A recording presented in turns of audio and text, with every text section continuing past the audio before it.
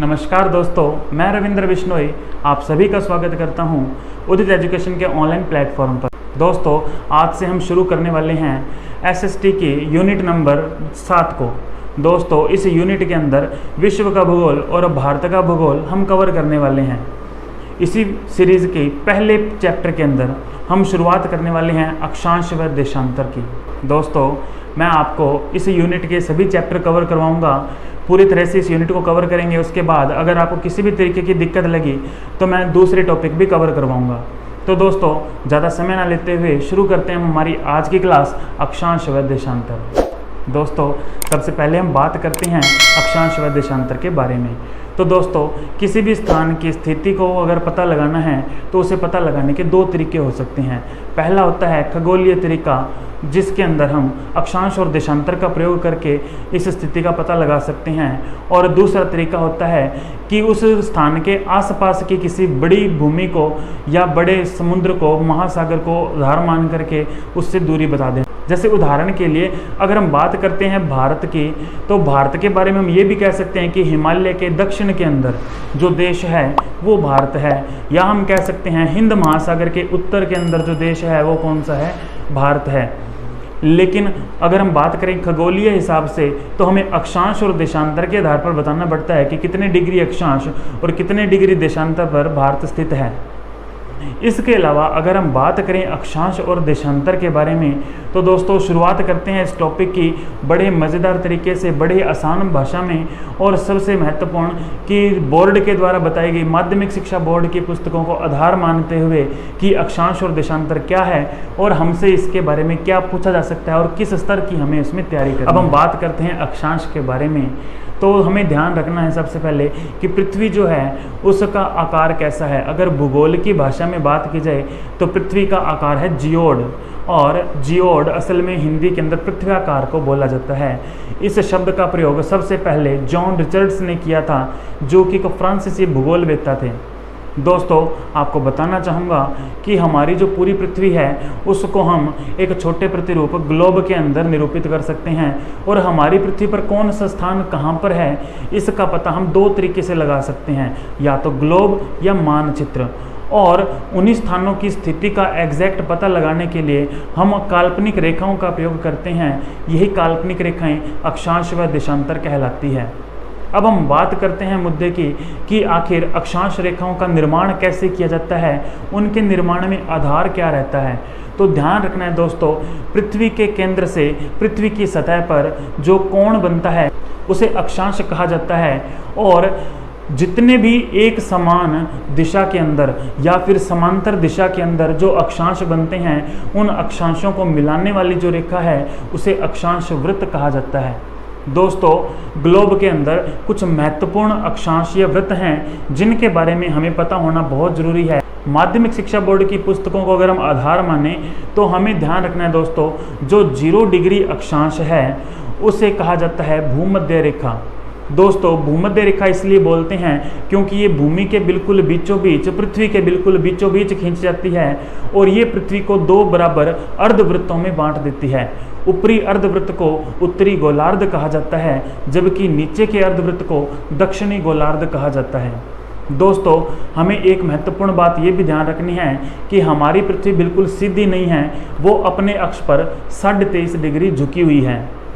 अब अगर हमसे एक सिंपल सी बात पूछ ली जाए कि अगर ये 23.5 डिग्री ना झुकी होती तो क्या होता, तो दोस्तों अगर हमारी पृथ्वी 23.5 डिग्री ना झुकी होती तो पृथ्वी के ऊपर, पूरी पृथ्वी के ऊपर दिन और रात बराबर होते। और ऐसा होने से पृथ्वी पर जलवायु के अंदर कभी भी परिवर्तन नहीं आता, मौसम के अंदर कभी भी परिवर्तन नहीं आता, और एक समान मौसम रहने के कारण वर्षा जो है वो भी एक सीमित क्षेत्र के अंदर ही होती, बाकी किसी स्थान पर वर्षा भी नहीं हो पाती।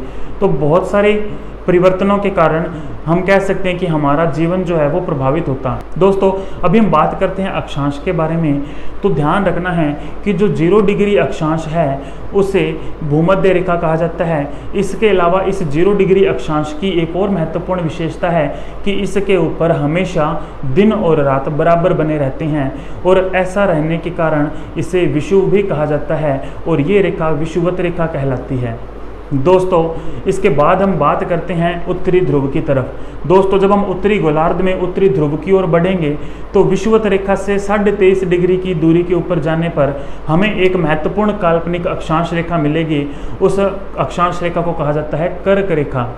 दोस्तों ये कर्क रेखा उत्तरी गोलार्ध के अंदर विषुवत रेखा से 23.5 डिग्री की दूरी पर स्थित है। दोस्तों इस कर्क रेखा की विशेषता ये है कि कर्क रेखा जो है इस पर 21 जून को सूर्य बिल्कुल सीधा चमकता है और ऐसा होने पर इस कर्क रेखा पर दिन सबसे बड़ा और रात सबसे छोटी होती है और ये घटना कर्क संक्रांति के नाम से जानी जाती है। अब हम बात करते हैं इसके बारे में कुछ और खास बात। तो ध्यान रखना है दोस्तों, जब कर्क रेखा पर दिन बड़ा और रात छोटी होगी तो इसका ठीक विपरीत प्रभाव पृथ्वी के निचले हिस्से पर पड़ेगा। जिससे हम बात करें तो पृथ्वी के जब हम नीचे की तरफ चलते हैं यानी कि विषुवत रेखा से दक्षिण की तरफ जब हम जाएंगे तो हमें 23.5 डिग्री की दूरी पर ही एक दूसरी महत्वपूर्ण अक्षांश रेखा मिलेगी जिसे बोला जाता है मकर रेखा। तो दोस्तों मकर रेखा भी विषुवत रेखा से 23.5 डिग्री की दूरी पर ही है, लेकिन वो दक्षिणी गोलार्ध में स्थित है। तो दोस्तों जब कर्क संक्रांति की अवस्था होगी उस अवस्था में जब कर्क रेखा पर दिन बड़ा और रात छोटी होगी तो इसका ठीक विपरीत प्रभाव मकर रेखा पर देखने को मिलेगा। वहाँ पर रात बड़ी और दिन छोटा होगा।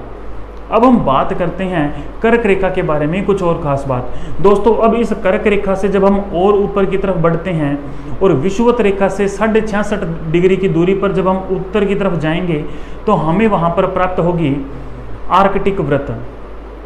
अब इस आर्कटिक वृत्त या आर्कटिक रेखा की विशेषता क्या है? दोस्तों ये शीत कटिबंध और उपोष्ण या शीतोष्ण कटिबंध को विभाजित करता है। अब इसके ऊपर का जो हिस्सा है 90 डिग्री, तो वहाँ पर हमें उत्तरी ध्रुव प्राप्त होगा। अब दोस्तों ऐसा ही ठीक नीचे की तरफ भी देखने को मिलता है। जब आप विषुवत रेखा से 23.5 डिग्री दक्षिण की तरफ जाओगे तो आपको मकर रेखा प्राप्त होगी और नीचे की तरफ अगर 66.5 डिग्री की दूरी पर जाओगे तो आपको अंटार्कटिक वृत्त प्राप्त होगा और 90 डिग्री की दूरी पर आपको दक्षिणी ध्रुव प्राप्त होने वाला है। दोस्तों अब हम बात करते हैं अक्षांश रेखाओं की कुछ और महत्वपूर्ण विशेषताओं की जिनसे हमें रीट में प्रश्न पूछे जा सकते हैं। दोस्तों हमसे पूछा जा सकता है कि ये जो अक्षांश रेखाएं जो होती है इनके बीच का स्थान क्या कहलाता है? तो दोस्तों अक्षांश रेखाओं के बीच का स्थान कटिबंध कहलाता है और ये कटिबंध एक विशेष जलवायु के सूचक होते हैं। दोस्तों अब हमसे अगर ये पूछ लिया जाए कि अक्षांश रेखाओं का काम क्या होता है तो hमें ध्यान रखना है कि अक्षांश रेखाओं का काम होता है जलवायु अथवा मौसम का निर्धारण करना।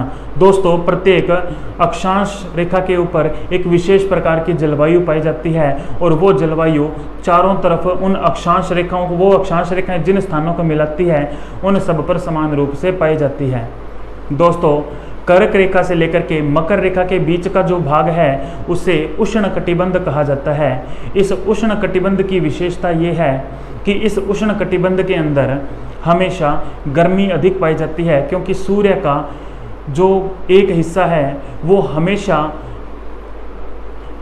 इस पूरे भूभाग का एक हिस्सा ऐसा हमेशा रहता है जिस पर सूर्य बिल्कुल सीधा चमके, इसलिए ये हिस्सा हमेशा गर्म रहता है। अधिक गर्मी के कारण यहाँ पर वाष्पोत्सर्जन और वर्षा की क्रिया भी बहुत ज़्यादा होती है।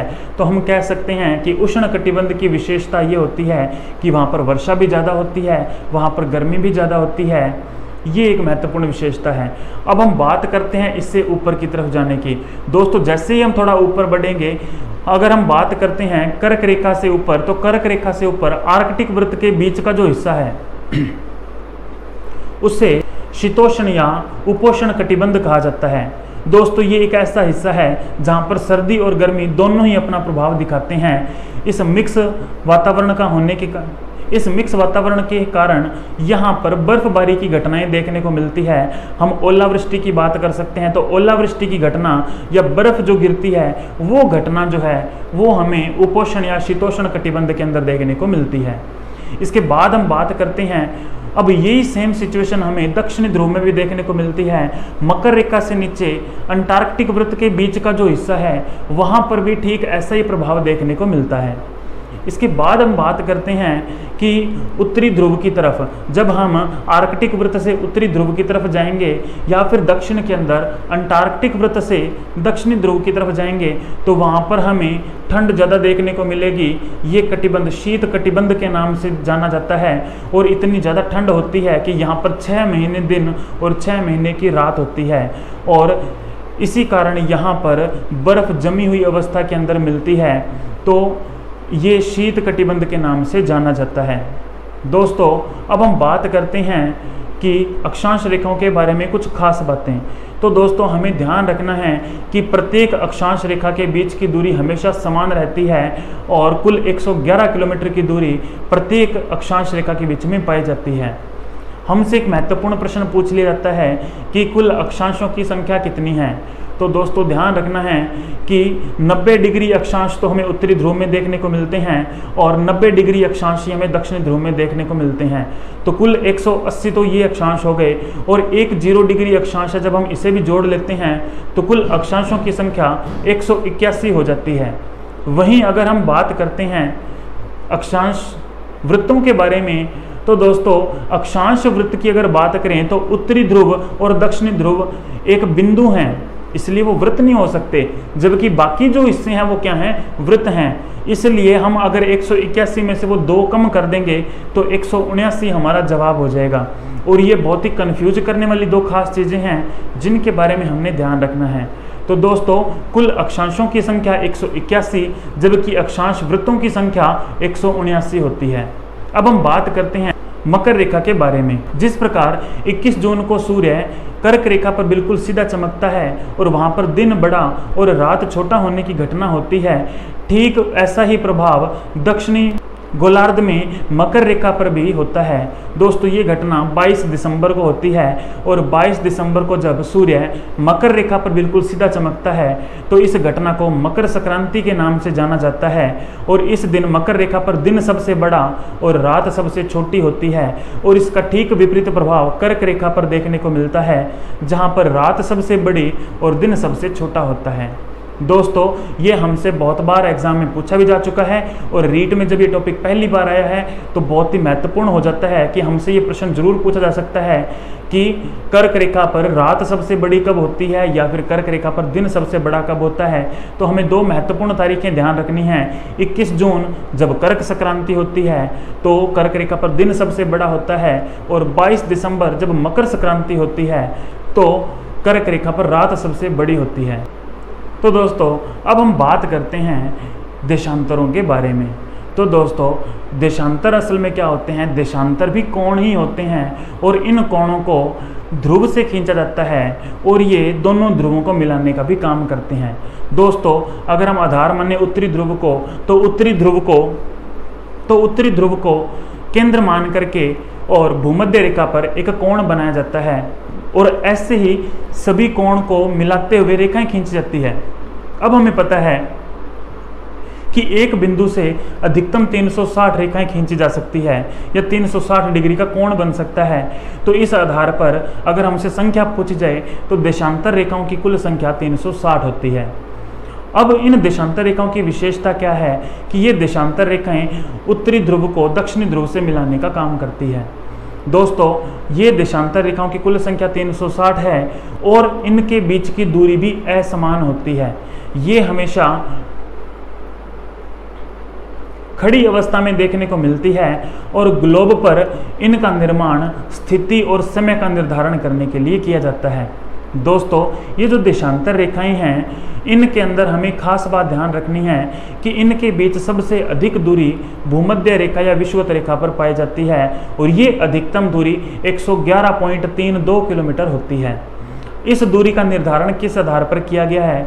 दोस्तों भूमध्य रेखा की कुल जो लंबाई है वो 40,076 किलोमीटर मानी गई है और जब हम उसमें 360 डिग्री का भाग देंगे तो लगभग 111 किलोमीटर और 0.32 तो कुल 111.32 उत्तर हमें प्राप्त होगा और ये प्रत्येक अक्षांश रेखा के बीच की दूरी मानी गई है।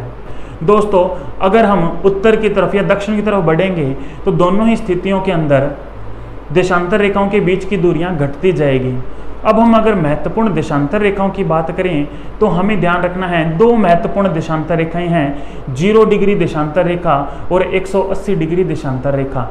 सबसे पहले हम बात करते हैं 0 डिग्री देशांतर रेखा के बारे में। दोस्तों, इंग्लैंड की राजधानी लंदन के ठीक पास में एक शहर है जिसे ग्रीनविच नाम से जाना जाता है। इसके अंदर ब्रिटिश रॉयल वेधशाला के अंदर एक 0 डिग्री को आधार मानते हुए वहाँ पर समय का निर्धारण करने के लिए, टाइम जोन का निर्धारण करने के लिए एक स्थान सुनिश्चित किया गया। दोस्तों, असल में वहाँ पर एक पोल, एक खंबा लगाया गया था और जब सूर्य बिल्कुल सीधा उस खंबे के ऊपर आया तो उसकी परछाई सबसे छोटी बनी और जब सबसे छोटी परछाई बनी तो उसी को 12 बजे का समय निर्धारित कर लिया गया और उसे 0 डिग्री यानी कि पूरे ग्लोब के ऊपर उस स्थान से जो एक सीधी रेखा खींची गई थी उसे 0 डिग्री देशांतर रेखा मान लिया गया। अब इसके बाद दोस्तों, इसके ठीक विपरीत ग्लोब के अंदर अगर देखा जाए तो इसके ठीक पीछे के हिस्से में जो 180 डिग्री की जो देशांतर रेखा है उसे प्राइम मेरिडियन नाम दिया गया। दोस्तों, जो 0 डिग्री देशांतर रेखा है उसे ग्रीनविच नाम दिया गया था, जबकि 180 डिग्री देशांतर रेखा को प्राइम मेरिडियन रेखा नाम दिया गया। और ये जो प्राइम मेरिडियन रेखा है इसे ही अंतर्राष्ट्रीय तिथि रेखा भी कहा जाता है। दोस्तों, जब दिन के 12 अगर 0 डिग्री पे बजेंगे तो व्यवहारिक सी बात है, इसके ठीक विपरीत 180 डिग्री पर रात के 12 बज रहे होंगे और हमें पता है कि रात के 12 बजे के बाद ऑटोमेटिक तिथि क्या हो जाती है, परिवर्तित हो जाती है। तो हमें ध्यान रखना है कि जो 180 डिग्री देशांतर रेखा है वो अंतर्राष्ट्रीय तिथि रेखा है, वहाँ से पूर्व की तरफ तिथि जो है वो अगली होती है, जबकि पश्चिम की तरफ वो तिथि क्या हो जाती है, पिछली जो तारीख है वो चल रही होती है। अब हमें इसमें महत्वपूर्ण तो ये 2 तिथियां ध्यान रखनी है। अगर हम देशांतरों के बारे में बात भी करें तो हमें बस इतनी बात ध्यान रखनी है, देशांतरों की कुल संख्या 360 है, जबकि अगर पूछे देशांतरों के बीच दूरी असमान पाई जाती है, लेकिन सबसे अधिक दूरी भूमध्य रेखा या विषुवत रेखा के ऊपर पाई जाती है।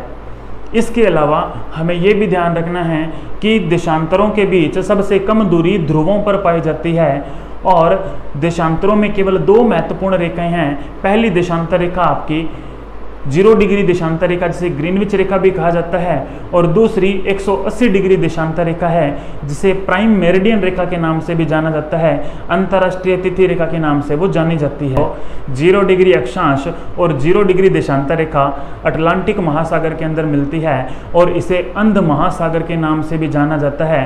दोस्तों, जिस स्थान पर यह मिलती है उसके ठीक निकट अफ्रीका महाद्वीप पाया जाता है और अफ्रीका महाद्वीप को अंध महाद्वीप के नाम से भी जाना जाता है और उसके ठीक पश्चिम के अंदर पाए जाने वाले महासागर को अंध महासागर के नाम से जाना जाता है। इसलिए ऑप्शन के अंदर इन दोनों में से कोई एक नाम हमें मिल सकता है, या तो अंध महासागर होगा या फिर अटलांटिक महासागर होगा। तो हमें ध्यान रखना है कि 0 डिग्री अक्षांश और 0 डिग्री देशांतर रेखा अटलांटिक महासागर के अंदर मिलती है।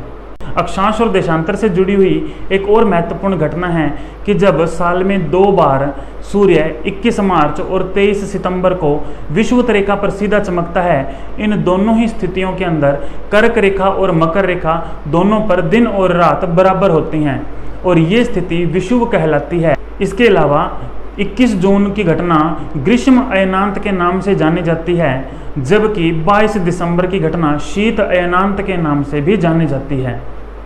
अब हम बात करते हैं हमारे अगले टॉपिक पृथ्वी की गतियाँ।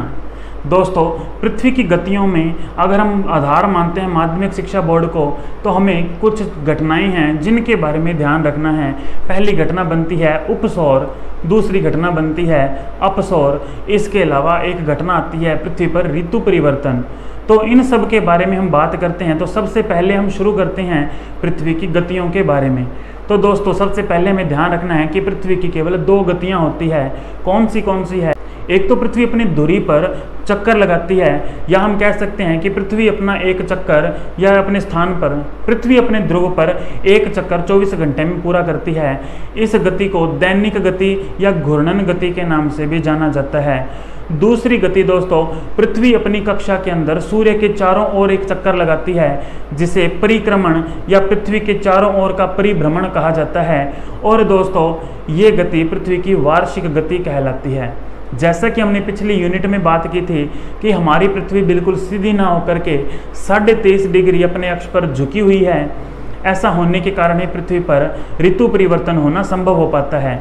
तो दोस्तों, अगर हमसे पूछा जाए कि पृथ्वी पर दिन व रात किस गति के कारण होता है, तो दोस्तों इसके लिए पृथ्वी की घूर्णन गति या दैनिक गति जिम्मेवार होती है। वहीं अगर हमसे पूछ लिया जाए कि पृथ्वी पर ऋतु परिवर्तन की घटना के लिए कौन जिम्मेवार होता है, तो दोस्तों इसके लिए परिक्रमण या परिभ्रमण गति जो है वो जिम्मेवार होती है। इन्हीं गतियों को थोड़ा डिटेल से अध्ययन करते हैं।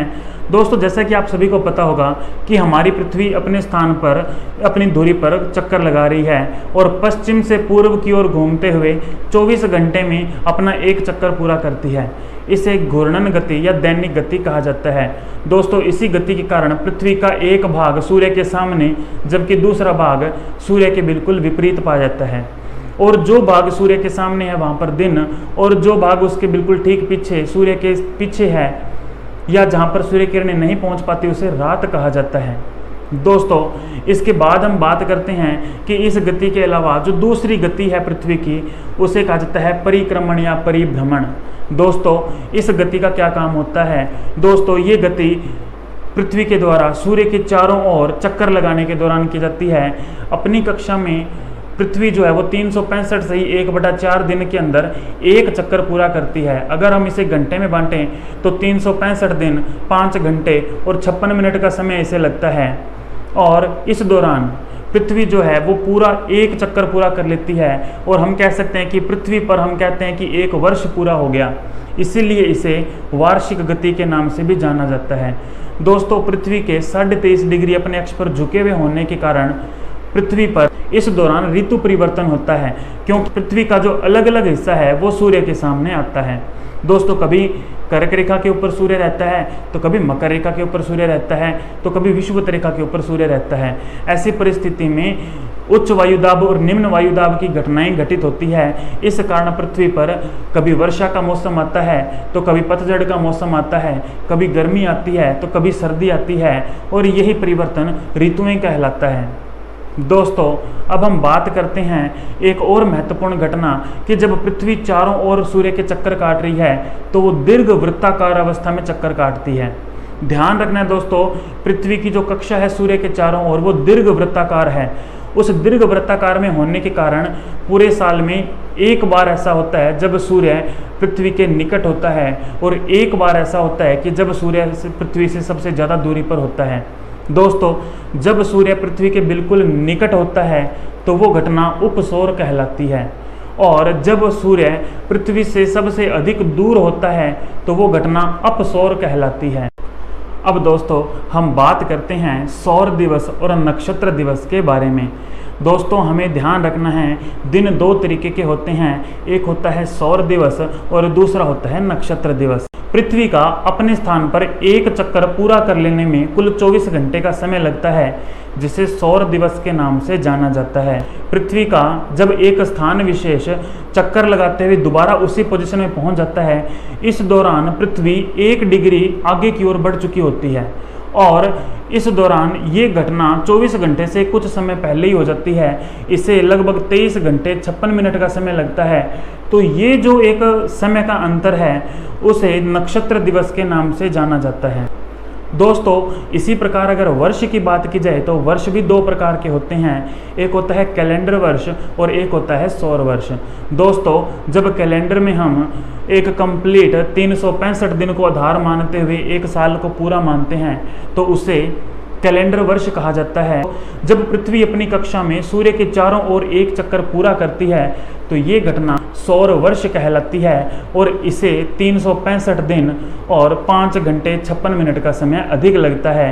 तो हम कह सकते हैं लगभग 6 घंटे अधिक समय लगा, और इन्हीं 6 घंटों को प्रत्येक 4 वर्ष के बाद जोड़ करके एक लीप वर्ष का निर्माण किया जाता है। और उस लीप वर्ष में हम क्या करते हैं, कैलेंडर वर्ष के अंदर एक दिन बढ़ा देते हैं, और फरवरी का महीना जो कि नॉर्मली 28 दिन का होता है उसे हम 29 दिन का कर देते हैं। तो जिस वर्ष भी फरवरी 29 दिन की होती है उसे लीप वर्ष या फिर अधिवर्ष के नाम से जाना जाता है। दोस्तों, एक महत्वपूर्ण सूचना ये है कि अगर हमसे पूछ लिया जाए कि हमारे हिंदू कैलेंडर के कौन से महीने में अधिवर्ष या लीप वर्ष का प्रभाव पड़ता है, तो आपको बताना चाहूँगा चैत्र माह के अंदर इसका प्रभाव पड़ता है। चैत्र माह के अंदर एक दिन को बढ़ा दिया जाता है जब लीप वर्ष की गणना की जाती है। दोस्तों, इसी के साथ हमारी आज की क्लास पूरी होती है। अगली क्लास के अंदर फिर से आपको इसी यूनिट के अगले टॉपिक को कवर करवाऊंगा और मेरा पूरा प्रयास है कि मैं आपको निरंतर रेगुलर इस यूनिट के सभी टॉपिक्स को मैं कवर करवाऊं। अगर आप इस यूनिट के अलावा किसी और टॉपिक को भी कवर करना चाहते हैं तो कमेंट बॉक्स में ज़रूर लिखिए, मैं उन टॉपिक्स को भी ज़रूर कवर करवाऊँगा। धन्यवाद। आपका दिन शुभ रहे। जय हिंद, जय भारत।